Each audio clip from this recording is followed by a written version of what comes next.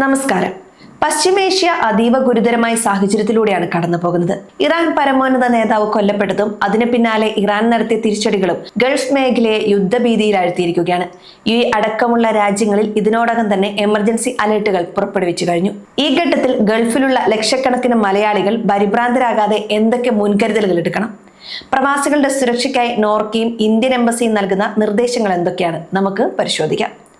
ആദ്യമായി പറയട്ടെ, അടക്കമുള്ള രാജ്യങ്ങൾ പുറപ്പെടുവിക്കുന്ന എമർജൻസി അലേർട്ടുകൾ അതീവ ഗൗരവത്തോടെ കാണുക.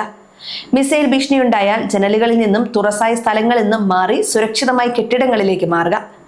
പ്രത്യേകിച്ച് വിമാനത്താവളങ്ങൾ, സൈനിക കേന്ദ്രങ്ങൾ, എണ്ണ കമ്പനികൾ എന്നിവയ്ക്ക് അടുത്തുള്ള യാത്രകൾ ഒഴിവാക്കുക. ദുബായ് മീഡിയ ഓഫീസ് അല്ലെങ്കിൽ അതത് രാജ്യങ്ങളെ ആഭ്യന്തര മന്ത്രാലയത്തിന്റെ മുന്നറിയിപ്പുകൾ മാത്രം ഫോളോ ചെയ്യുക. സോഷ്യൽ മീഡിയയിലെ അനാവശ്യ വാർത്തകൾ പ്രചരിപ്പിക്കരുത്. മറ്റൊരു പ്രധാനപ്പെട്ട കാര്യം എംബസിയുമായി ബന്ധമുള്ളതാണ്. നിങ്ങൾ താമസിക്കുന്ന രാജ്യത്തെ ഇന്ത്യൻ എംബസിയിൽ പേര് രജിസ്റ്റർ ചെയ്തിട്ടുണ്ടെന്ന് ഉറപ്പുവരുത്തുക. പലപ്പോഴും ഓൺലൈനായി ഇത് ചെയ്യാം. എംബസിയുടെയും കോൺസുലേറ്റിന്റെയും ഹെൽപ്പ് ലൈൻ നമ്പറുകൾ ഫോണിൽ സേവ് ചെയ്യാൻ മറക്കരുത്. സോഷ്യൽ മീഡിയയിലെ വ്യാജ വാർത്തകൾ വിശ്വസിക്കരുത് എന്ന് വീണ്ടും ആവർത്തിക്കുകയാണ്. എംബസിയുടെ ഔദ്യോഗിക ഹാൻഡിൽ അല്ലെങ്കിൽ ഫേസ്ബുക്ക് പേജ് മാത്രം പിന്തുടരുക.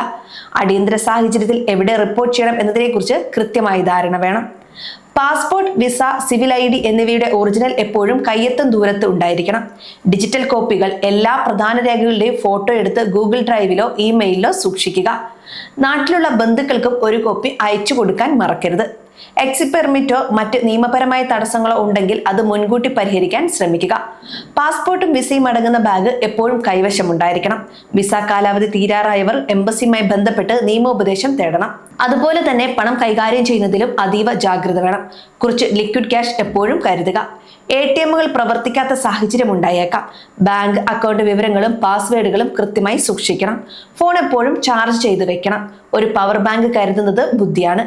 നാട്ടിലുള്ളവരുമായി കൃത്യമായ ഇടവേളകളിൽ സംസാരിക്കുക. നിങ്ങൾ സുരക്ഷിതരാണെന്ന് അവരെ ബോധ്യപ്പെടുത്തുന്നത് അവരുടെ ആശങ്ക കുറയ്ക്കാൻ സഹായിക്കും. കേരള സർക്കാർ പ്രവാസികൾക്കായി 24 മണിക്കൂറും പ്രവർത്തിക്കുന്ന ഒരു ഹെൽപ്പ് ഡെസ്കും തുറന്നിട്ടുണ്ട്. ഒരു പെട്ടെന്നുള്ള യാത്ര ആവശ്യമായി വന്നാൽ എടുക്കാൻ പാകത്തിലൊരു ഗോ ബാഗ് തയ്യാറാക്കി വെക്കണം.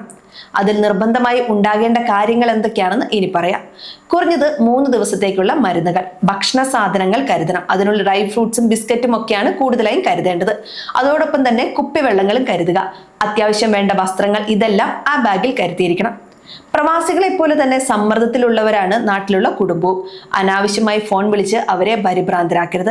വ്യാജ വാർത്തകൾ ഷെയർ ചെയ്ത് പേടിപ്പിക്കരുത്. നോർക്കോ പോലുള്ള ഏജൻസികളുമായി ബന്ധപ്പെട്ട് വിവരങ്ങൾ കൈമാറാൻ ശ്രമിക്കുക. ഗവൺമെന്റ് നൽകുന്ന നിർദ്ദേശങ്ങൾ അനുസരിക്കാൻ പ്രവാസികളെ പ്രോത്സാഹിപ്പിക്കണം. യുദ്ധം ഭയപ്പെടുന്നതാണ്, പക്ഷെ തയ്യാറെടുപ്പുകൾ ഉണ്ടെങ്കിൽ നമുക്ക് അതിജീവിക്കാം. നിയമങ്ങൾ പാലിച്ച് ഒത്തൊരുമയോടെ നിൽക്കുക. സുരക്ഷിതരായിരിക്കുക. ഈ വീഡിയോ പ്രവാസികളായി നിങ്ങളുടെ സുഹൃത്തുക്കൾക്കും ബന്ധുക്കൾക്കും ഷെയർ ചെയ്യുക. ജാഗ്രതയോടെ ഇരിക്കുക. നന്ദി.